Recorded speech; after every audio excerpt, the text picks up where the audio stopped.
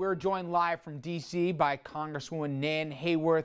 Congresswoman Hayworth represents New York's Hudson Valley, member of the Majority Whip team, and has been actively involved in debt limit discussions on Capitol Hill. Well, Congresswoman, thank you for joining us. And is it a faint glimmer of hope right now? Are you confident we're going to get a deal done before the August 2nd deadline? You're in these meetings. Tell us the latest. Well, Richard, yes, I am confident we're going to get a deal done by August 2nd. And just to correct something that you said in your introduction before going to break, I have not been an advocate for failing to raise the debt ceiling. I, in fact, think we do need to raise the debt ceiling responsibly. So I think that's important to note. And I think that's certainly the feeling among the majority of members of our House conference, Republican conference, that we do need to do this thing that is distasteful for everyone involved. President Obama voted against it in 2006, but it has to be done.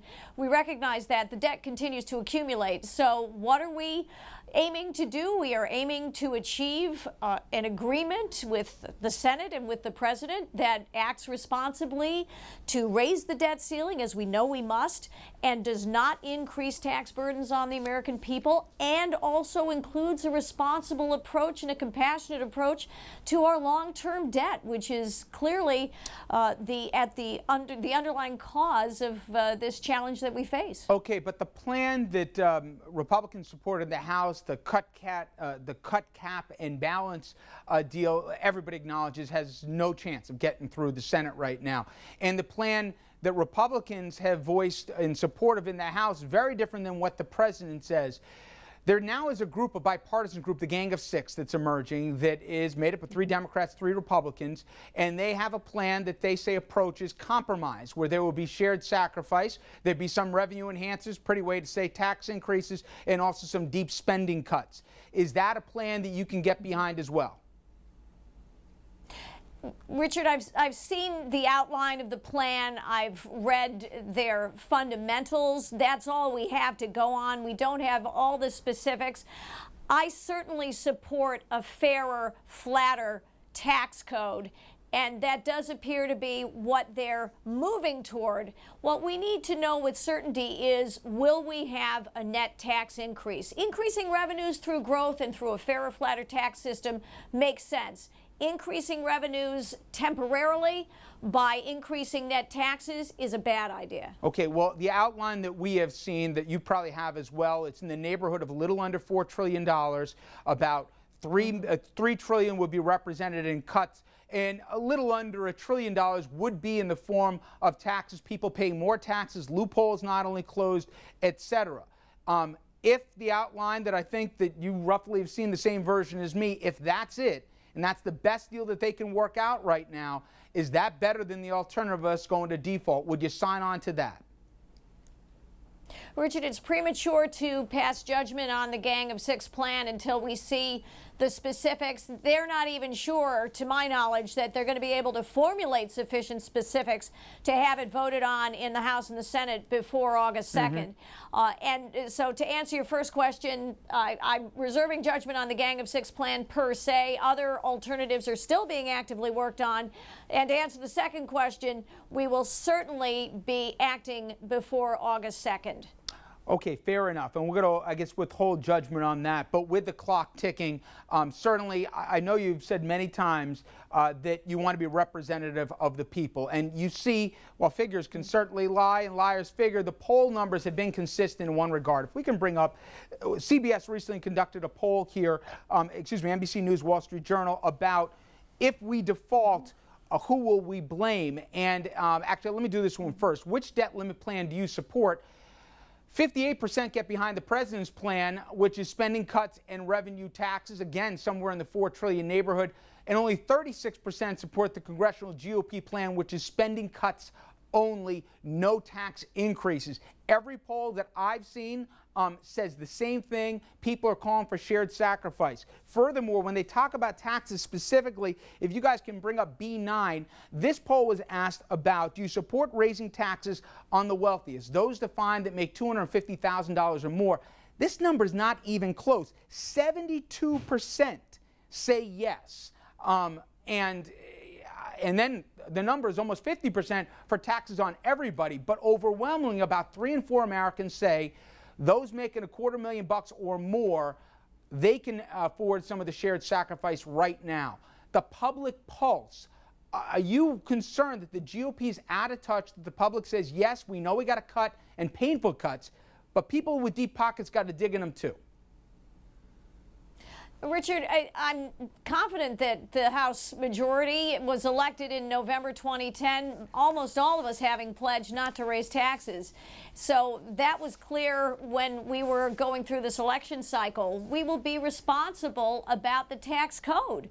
I agree completely that we need to simplify the tax code, that there are exemptions, deductions, credits, loopholes, so to speak, that make our lives more complicated, that are unfair inherently to a lot of Americans. We want to see those eliminated, but we want to see overall tax rates decline.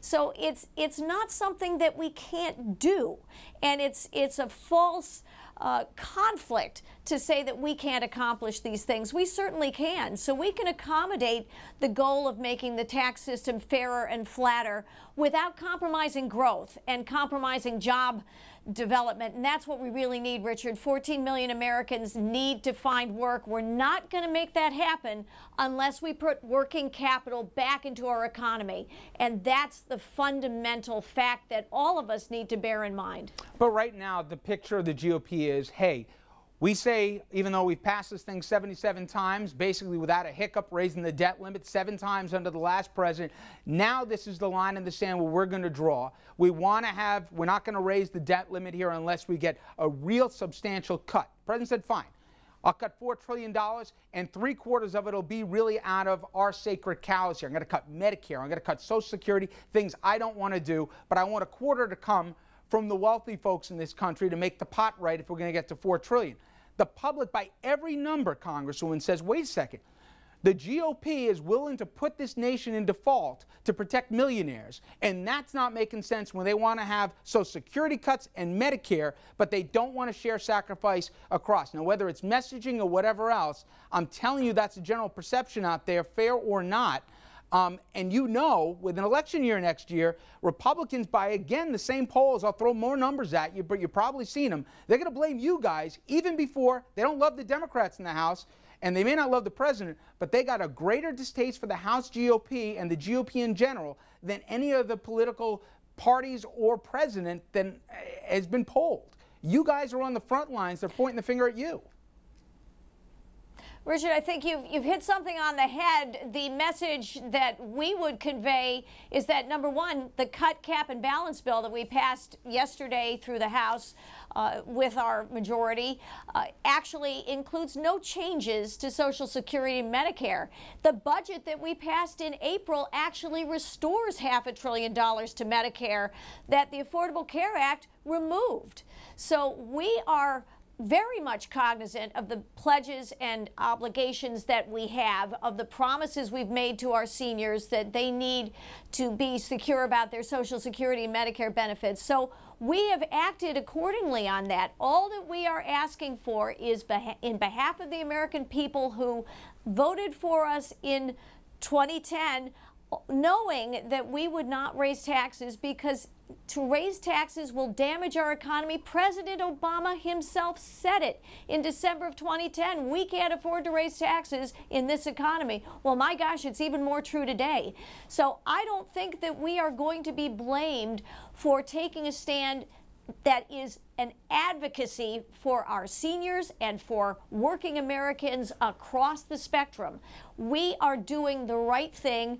And I agree with you, we need, and thank you for giving me this time to help get that message out. We are not going to let the nation go into default, or Treasury go into default. We are going to honor those obligations. We can do it with spending cuts. The federal government spends 25% roughly of GDP right now. That's far more than we have ever done in peacetime, and far more than we can afford to do, and the public knows that as well. But Congressman, I know seniors are an important constituency for you back in district. I was bombarded today by, including from the AARP, the Association for Retired People, who said this cut, cap, and trade plan, and they renamed it here, the cut, cap, and balance, excuse me, is cut, cap, and kill Medicare. They say basically a cat spending at 18% of gross domestic product. That number we haven't seen since 1966 before even Medicare. They say the net result for seniors would be $2,500 more in Medicare payments, and there would be a net impact to Social Security as well. So the net result is, hey, we're going to cut spending here, but it ignores the realities of where we are right now. We can't cut defense. You got 2 wars going on at the same time. There's certain things you can't touch. So the things you can cut, net are things like Medicare, and that's why you got senior groups that are screaming about the plan or the vote from yesterday. Well, Richard, again, I'm happy to correct some misinformation. The Cut, Cap, and Balance plan calls for a decline in spending, for progressive imposition of spending caps down to 20%, not 18%. Okay, so that's different from what the AARP is saying. It's 20%. Historically, the federal government has, certainly in recent decades, not collected more than about 19% of GDP in taxes. So to cut it to 20% is not at all unreasonable.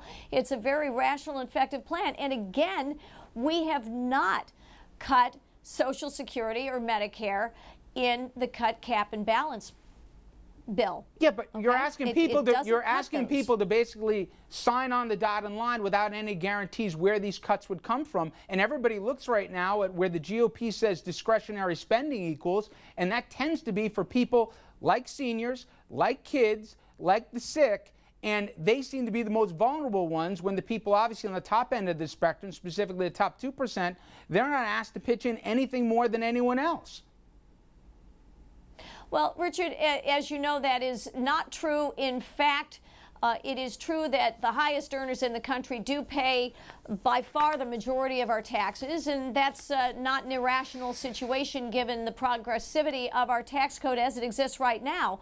But again, we have said that we would exempt Social Security and Medicare from any substantial changes in the Cut, Cap, and Balance bill. Last question. And that's what we passed yesterday. Last question, Congresswoman. If it's August 1st now, we're right on that deadline, Monday night, and we haven't made political progress, I don't think I'm doing too crazy a hypothetical here, and you got to do basically a clean vote here to raise the debt limit here without conditions, do they get your vote?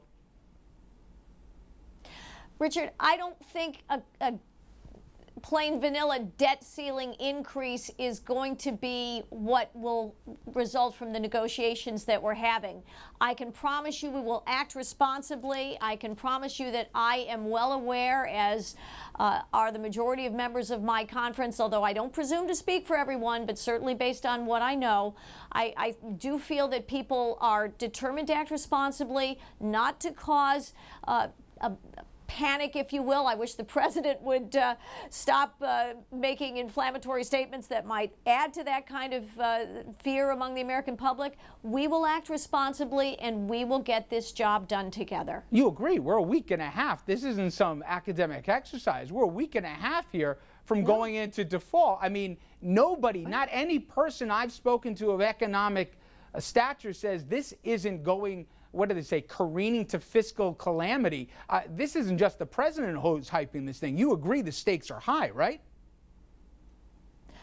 The stakes inherently are very important, and also for our long-term debt outlook. And let's not forget about that, Richard. That's why we have come to this Congress saying we cannot simply increase the debt ceiling without accompanying that vote by meaningful spending cuts. As you know, the bond ratings services have said that unless we address our long-term debt and have a definite plan, then our debt will be downgraded. Okay, but those same bond agencies, I agree, important. I understand this, but those same bond agencies say if you don't get a deal done, Moody's themselves says, what will happen to our rating will impact everybody out there, from every type of rate that people will pay. Obviously, you got the immediate things. You got a lot of veterans in your district and military families. Checks ain't going to be in the mail right now. It's not just long-term, which I agree with you, but the here and now. If we don't have a deal in a week and a half, or we don't have an extension or something, we got a real problem in this country. Richard, I agree with you, and we will have a deal. All right. Well, let's hope you're certainly right. And I'm going to mark down the date and time. We got a deal. You heard it, everybody, from Congresswoman Hayworth. Thank you again for a few minutes from our nation's capital.